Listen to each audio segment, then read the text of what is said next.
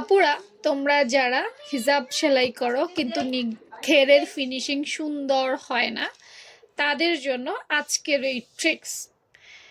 ঘের সেলাই করতে হলে প্রথমে নিচের দিকে পুরোটা আধা ইঞ্চি পরিমাণ ভেঙে একটা সেলাই, আবারও বলছি একটা সেলাই দিবা, বেশি দিবা না, জাস্ট একটা সেলাই দিবা।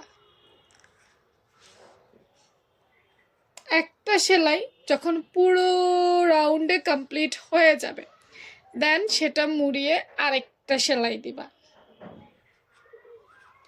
দেখবা এভাবে সেলাই করলে হাতাটা এত সুন্দর হয়, যেটা আসলে বলে বোঝানোর মতো না, অনেক বেশি সুন্দর হয়।